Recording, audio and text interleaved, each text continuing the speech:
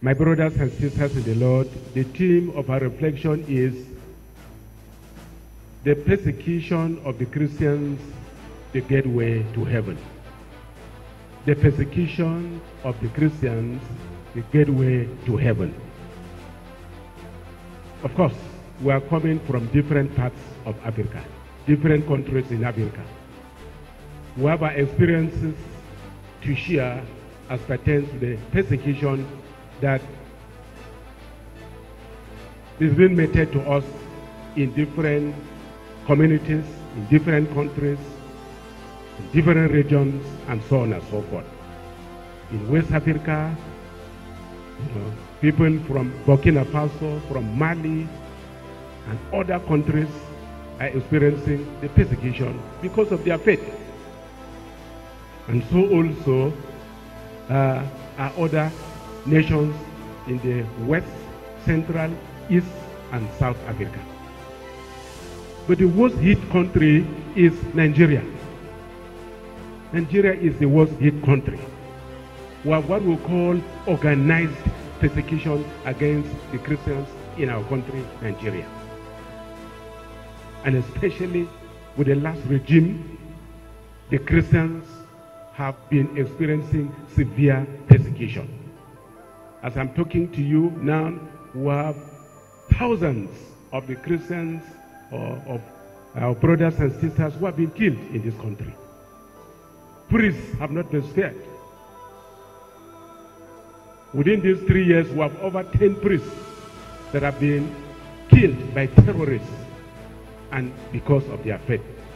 Most of them taken away from their parishes and then killed in the bush or in the forest and so on and so forth. But my brothers and sisters in the Lord, permit me to share our experience as a church in the Catholic Diocese of Maiduguri. I know some of you have been hearing our story, but this time around you will hear it from the horse's mouth, the person who is right here in the center. And ours is the Boko Haram crisis. I took over the Diocese of Maiduguri, Catholic Diocese of Maiduguri, in 2009. So I'm 14 years as a bishop in that diocese.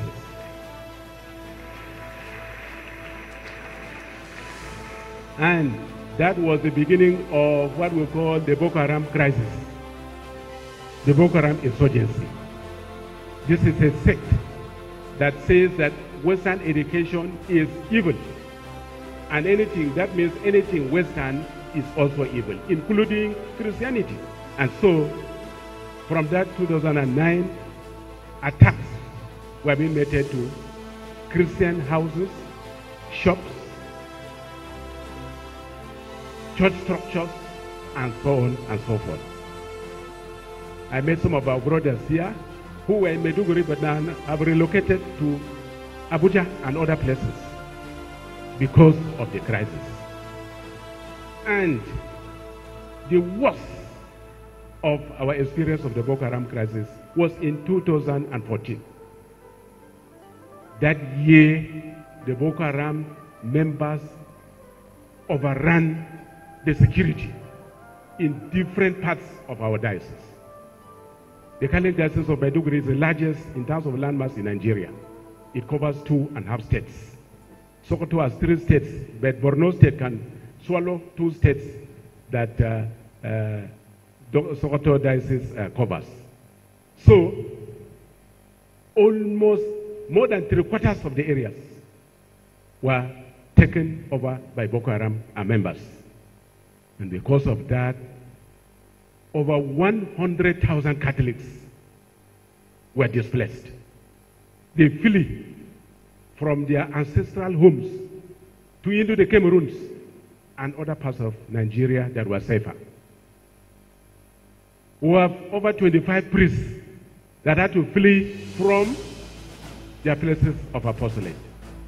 We also have over 45 religious, female religious, or the nuns, that had to run away from where they were working. We have over 200 catechists that also fled from their places of work. And As I'm talking to you now, we have over 1,000 Catholics that have been killed in our diocese. I'm not talking of all Christians, only Catholics. We have over 1,000 of them that have been killed. They are our modern martyrs. They are our modern martyrs. We know they are interceding for us in heaven through Christ our Lord. I came with a priest, one of my priests. He's right here. You know, it's Father Williams. Stand up. Let us see you. Father Williams. Very good. Now, during the heat of this crisis, he was staying in one parish because the father's house where he was working was burned down. And he was leaving the town to go to the outskirts of Maiduguri to minister to the people of God. And he will tell you that during that time, in the morning, when he was going for morning masses, you will see corpses littered at the side of the roads. Now, the Chibok girls, 279 Chibok girls, you have been hearing about. The school where they were taken away is located in our diocese. Leah, that girl, little girl, that was taken away and up to now has not come back, together with Muslim girls who were later on released, but they held her. She has not come back. The school where they were taken away, Dapshin, is in our own diocese. My dear brothers and sisters in the Lord, in terms of structures, we have over 200 church structures that were destroyed.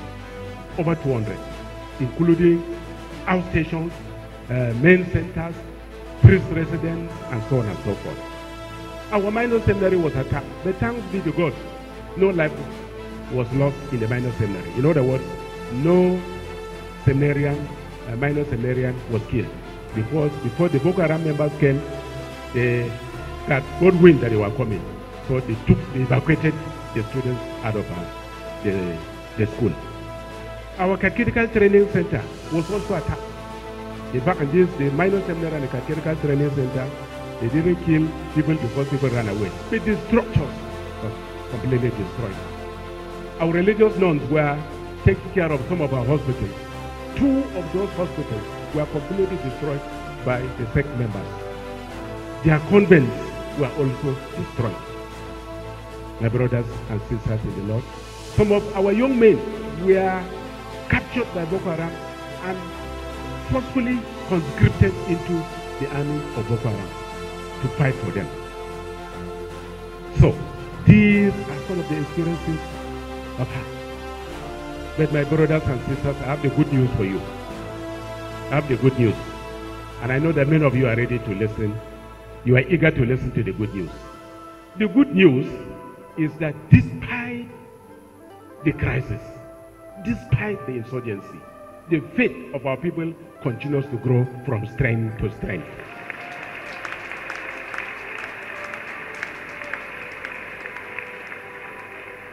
I am telling you, especially that time when it was very hot, people will be hearing gunshots, bomb blasts, and yet they will be heading towards the church. They will be going to church for their masses, and their religious devotions.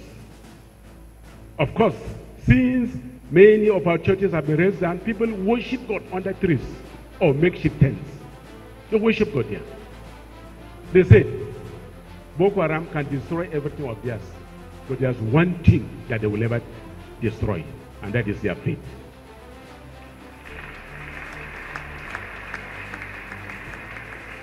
Saint John Chrysostom, one of our church fathers, in fact, he's the father of the Eucharist, said that if you pursue a snake, the snake, when it is entering the hole, it will enter not with the tail, but the head. With the head. And what does that mean? It means the snake is ready to give any part of its body to be hit, but not the head. Because once you smash the head of the snake, it is gone. And then he likened that to our Christian faith. He said that any other thing belonging to the Christians can be destroyed. But one thing that can never be destroyed is their faith. And that is what is happening. So the faith of our people is unshakable. The faith of our people is very strong. Now, and as it is now, my dear brothers and sisters, a lot of things are already happening. we have increased in the sacraments. Despite the crisis, the population of our members that are receiving sacraments keeps on increasing. Now, another one that you'll be very surprised to hear is that the population of the Catholics in our diocese now is more than the population of the Catholics before Boko Haram crisis. So, the question is how?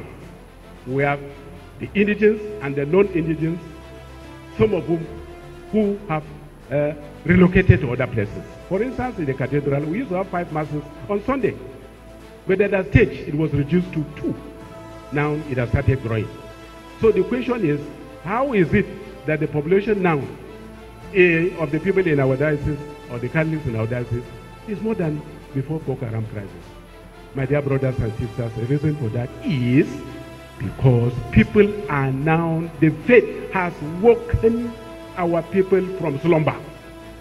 And so many are now trooping to the church, and as I said a moment ago, receiving sacraments.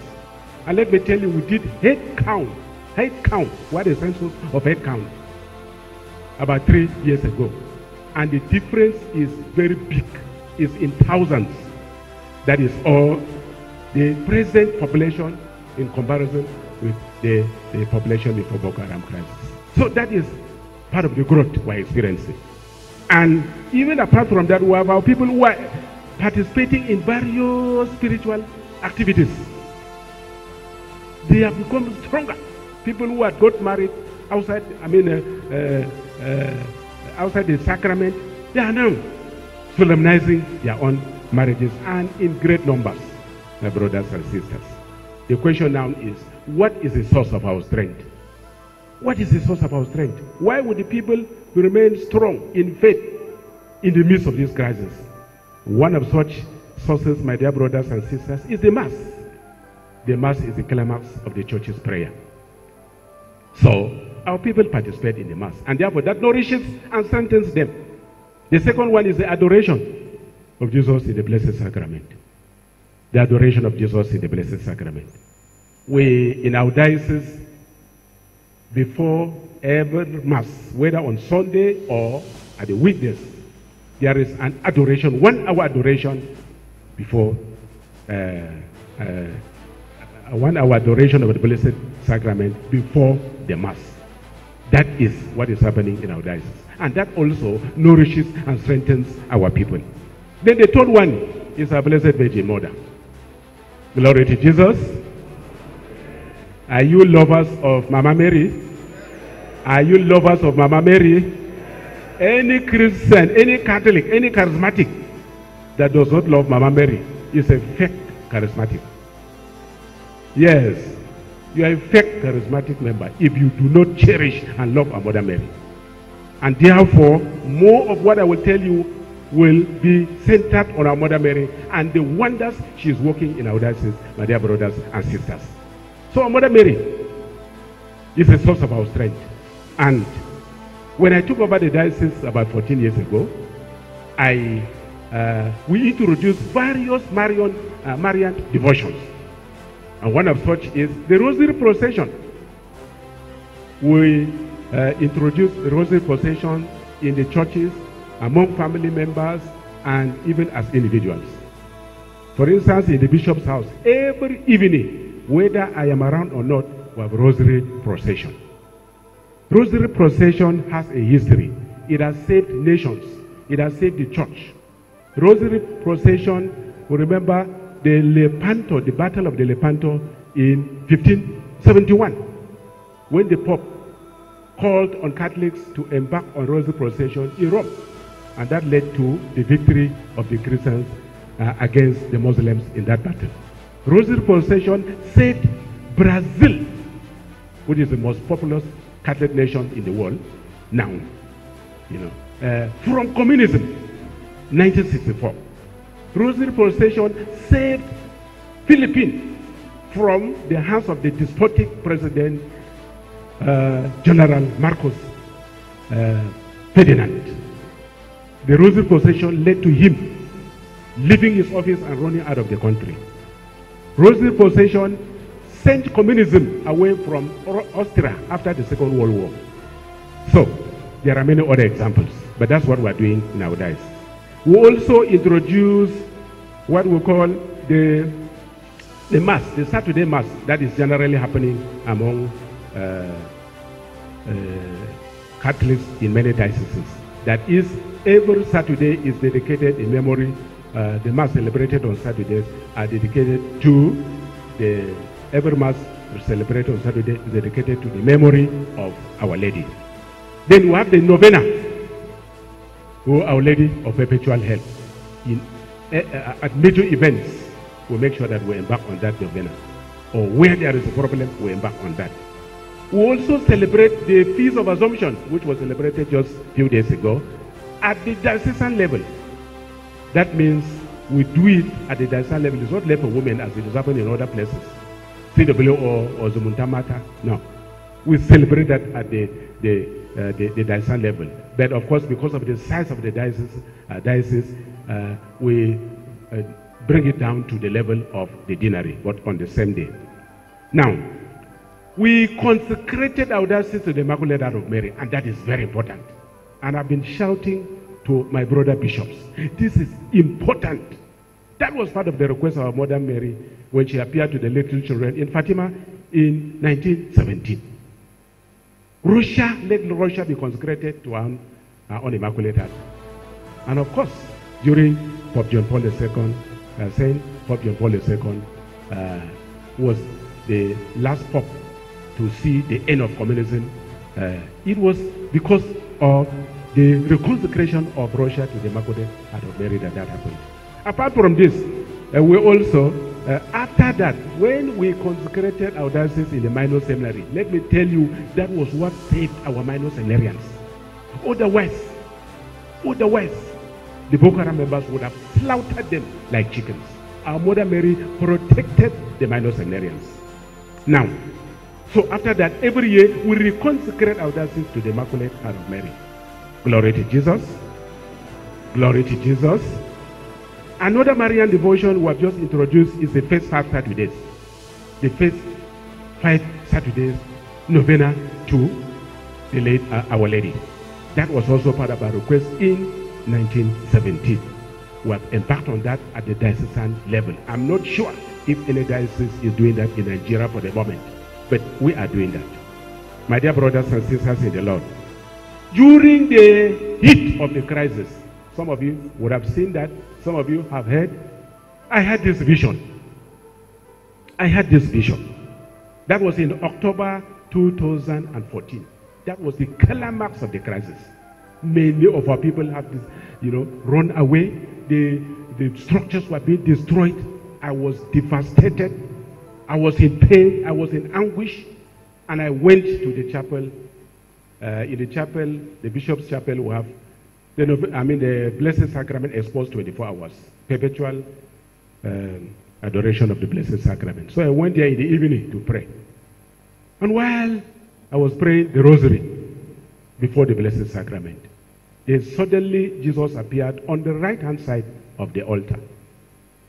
Not physical, but in a vision. And he was carrying in his 2 hands a very long sword. Very long sword. He was hanging and wearing the garment of the Good Shepherd. Then I looked at him and said, Lord, what is this? He didn't say anything. But while he was hanging in the air, he started coming towards me while I was kneeling down. He started coming towards me. When he reached close to me, he stretched his 2 arms with the sword and gave me. Then I dropped the rosary that I was carrying and received the sword. And the sword turned into a rosary. The sword became a rosary in my hands. Not physical, but in the vision. And then Jesus said, Boko Haram is gone. Boko Haram is gone. Boko Haram is gone 3 times. And he disappeared.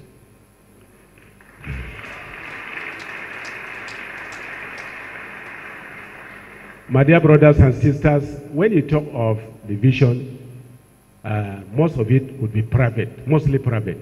It's not a dogma that everybody must believe. In fact, I've heard some of my brother bishops saying, the Bishop Oliver is dreaming. He is dreaming. You know. So, but that doesn't matter. My dear brothers and sisters, that vision is not about me. I'm the greatest sinner. It is about Jesus and his mother. It is about Jesus and his mother. And what is Jesus saying? He's saying that with the rosary, we shall conquer. With the rosary, we shall overcome. With the rosary, we shall triumph. Yes. So, I didn't say anything to anybody that year. But that really, it really shook me. In fact, when it disappeared, I was shaking profusely. But later on, I calmed down and I said, well, the message is clear. The message is clear. With the Marian devotions, particularly the Rosary, victory is our own. And so, in January the following year, 2014, I gathered the priests together. I was going to post them to different dioceses because they couldn't go back to their communities. Boko Haram was still in control of those places. So I gathered them together and told them about this vision. And they said, Lord, my Lord, this is great. We have been encouraged to intensify the prayer of the Rosary. So we will do just that. And then in the same month, there was a diocesan gathering of lay people. I told them, they were also happy. But after that, I never said anything again until I was invited to Madrid in Spain for an international conference on the persecution of Christians. And then I never prepared to mention that dream, that vision. I wrote my presentation. No mention of that was made in that presentation. But towards the end, a very powerful spiritual force impelled me to mention that vision. And let me tell you, my dear brothers and sisters, when I said that, that became the main news. The EWTN staff, after the session, dragged me to one side and interviewed me. And that is what some of you see in the internet. That is the interview. I was having my own, wearing my suit with a Roman collar. Now, even though this has been dismissed by some people, but let me tell you, that vision is already being fulfilled through Christ our Lord. It's already been fulfilled. Why do I say that? I'm saying that because the northeastern part of the country, particularly the areas covered by our diocese, are more peaceful now than other parts of Nigeria. They are more peaceful. Very, very true. Those of you who know that place very well, you know, you dare not, during the crisis, you dare not go through Bama, Pulka, Madagali, to the countryside. We are always going through Damaturu, Gombe, Yola, and then to Mubi. But now, somebody can leave Maiduguri in the morning, and I'm telling you, before 1 p.m., he's already in the Mubi side of the diocese. That is part of the work. You used to hear about bomb blasts. Are you hearing them again? You used to hear about gunshots. Are you hearing them again? Father Williams is here. You will testify to that. So it is being fulfilled. It's not, that is why I said it's not about me. It's about Jesus and his mother. Let me tell you, the church is flourishing in the northeastern part of the country. And it will continue to grow in this flourishing through Christ our Lord. Now, so, and then that vision again is bringing a lot of blessings to the diocese. It's already bringing a lot of blessings. One of such is that we were able to have a pilgrimage center. How did that come about? I was in London. I went again for a Marian program, and then I met this group, and they asked me if I have a place they will build a cross for us on the mountain. I said, I have the place. Even though by that time I didn't have any place. But I said I have the place. So I was talking in faith, trusting that Mama Mary and her son will never fail me. And let me tell you, you know, the idea, one of the persecutions we're experiencing is that any land for church, they will not give you. And let me tell you, I came back, prayed, and now we have one of the biggest privilege centers in Nigeria. Now, and we're able to erect a cross on top of that mountain. That cross is one of the biggest in Nigeria. In fact, one of our priests says that it's the biggest cross in West Africa. But I said, okay, let us limit ourselves to Nigeria for the moment. And again, that pilgrimage center is bringing relief, salvation, healing, and strength to many people, even outside the Catholic Church. People are coming from different parts of the states in the Lord. And so, that is a clear sign. Now, my dear brothers and sisters, our relationship with our Mother Mary is already bringing a lot of fruits. Our Mother Mary is working many miracles in our diocese. I will just mention a few because of one of time. One of such, I talked to you about the killing of priests in different parts of Nigeria, east, west, south, and north. But let me tell you, for these 14 years of Boko Haram insurgency, Father Williams will hear, he will testify to it, no priest has been touched in our diocese.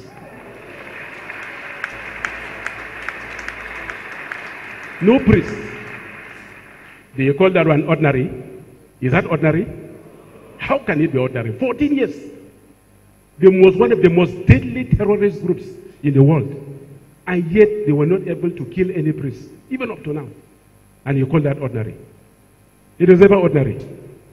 Another miracle our Mother Mary has worked for us is I now have an auxiliary. That is why I'm growing young now. I'm growing young now. Glory to Jesus. Yes, I have an auxiliary bishop. That's the one of our Mother Mary. Because I prayed and asked her to come in this. Let me have an auxiliary. Apart from the size of the diocese, the insurgency, and then with my invitations to different parts of the world, let me have one on ground. Last year, I had an auxiliary. This July, he was 1 year old, Bishop John. So, that is part of the miracle our Mother Mary has worked. Apart from this, my dear brothers and sisters, one of our priests was captured by Boko Haram. He missed his way. He was not trailed by Boko Haram members, but he missed his way and he ran into the hands of the Boko Haram. I'm sure he was listening to music. You know, these young priests of nowadays was listening to music, and before he opened his eyes, he saw Boko Haram in front of him. So that was the end of it. They captured him. But he's a very brave young man. And let me tell you, when we heard about that, then I invited the Catholics in our diocese to begin, all of us to begin the novena to Our Lady of Perpetual Help. We began the first day, the second day, the third day, the fourth day, the fifth day, the priest came back. The priest came back. Now, the amazing part of it is that he didn't come back alone. He came back with other captives. 8 of them.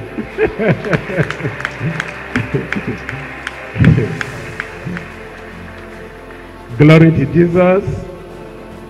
Another young man was taken away into the forest, but he's a Marian devotee.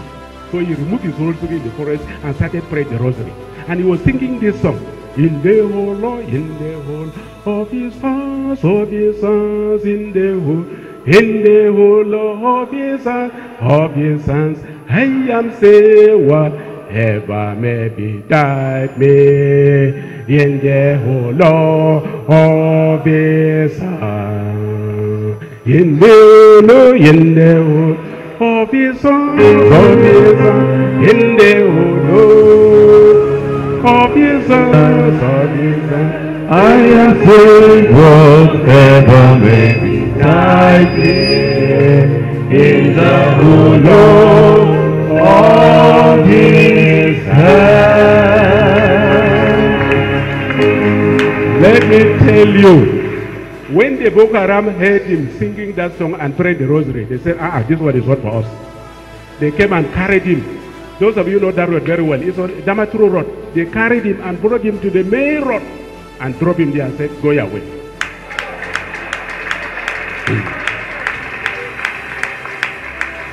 Then, we have this family that was trapped in Mubi. Those of you know that. He was trapped in Mubi. When the Boko Haram came, they didn't know. They were inside the house. People had run away.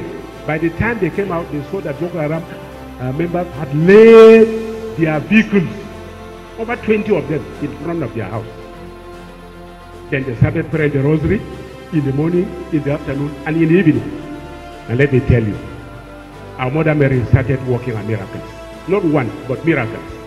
One of the miracles that no Boko Haram, normally the practice of Boko Haram is when they capture a place, they look for the fine houses and occupy them. But this one, no Boko Haram member stepped into that house. One. Two, the water, the food, they bought some food. They were there for months. The food did not finish. 3, the water in the tank did not finish. So, on this day, when the soldiers came to reclaim Mobi, they came, one of their sons was in Yola. So he followed the soldiers to come and see what had happened to the parents. Because they found there was no light, you cannot on generator. So their handsets ran down. So they thought they might have been killed. And then the son said, let me go and see what had happened. He came. They entered the house and they met the father, the mother, and the 2 children. Now, one of the soldiers wanted to drink water. He said, I need water. They went and opened the tap, there was no water. Mama Mary did it. She kept them there and fed them, both physically and spiritually, until they were out of that place. Glory to Jesus. Finally, I am one of the miracles. Father Williams will tell you. For these 14 years, I'm standing here before you. Jesus is here in our midst. I have never encountered Boko Haram.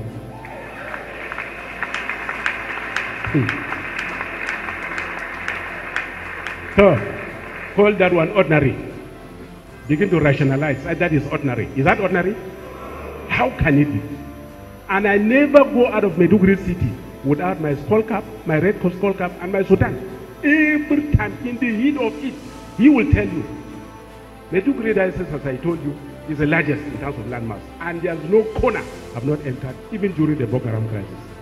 You know, one of the bishops in the south, he calls me the general commander. Yeah, that's what he calls me. Glory to Jesus. He said the general commander. So that is it about me. I have not encountered Boko Haram. But I'm ready anyway. You see the socks of the bishop is normally red. The socks is red. And then the buttons of the bishop's sultan is red. My brother bishops will show you that. I mean, they will testify to that. What does it mean? It signifies martyrdom. That as a bishop, I'm ready to lay down my life for the flock of Christ. That is what it means. During this crisis, some bishop told me to flee from Maiduguri. I said, Haba, how can I do that? How can I do that? I know one of my bishop friends in US, he said, my brother, you and your people, we are learning a lot from you. That we are being encouraged because of your faith. Cardinal Onaikan said, my brother, we thank God for you and your people for sharing in the passion of Christ on our behalf. That is true. Now, so that is it about me. Then secondly about me, for these 14 years, with the lot of the crisis, with the magnitude of the insurgency, the burden that I'm carrying, I've never fallen sick.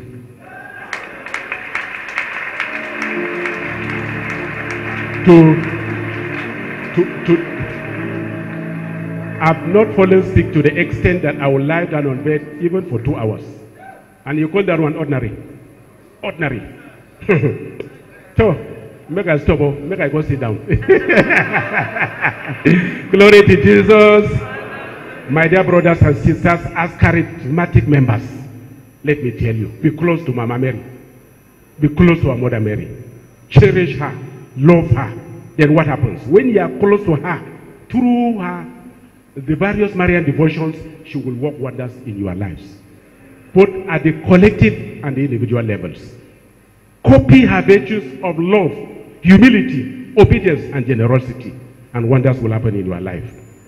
Take your difficulties, challenges, problems, and trials to our Mother Mary. She will never turn her back on you. Just as I've given you our story. She will definitely listen to you. Take your sinful habits. St. Paul in his epistle in Galatians chapter 5 verses 19 to 21 talks of the various sins we commit. We are human beings in flesh and blood. But our Mother Mary can help us overcome our sinful habits through Christ our Lord. Similarly, ask her to increase the faith. When we are talking of persecution, it's not only the outside persecution. We have persecution from within and from without. Even among the charismatics, some of you persecute one another. True or false? So, you see now.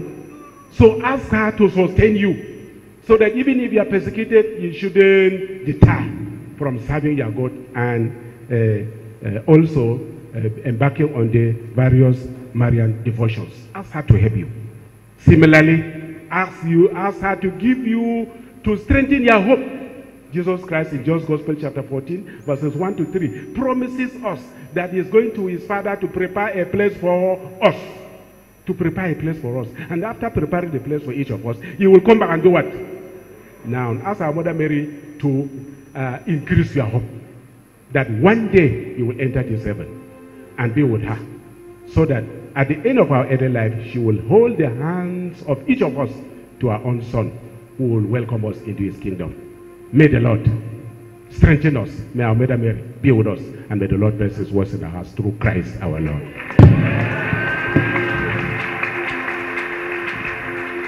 Ebenezer, Ebenezer, my stone of help, only you are my helper. Ebenezer,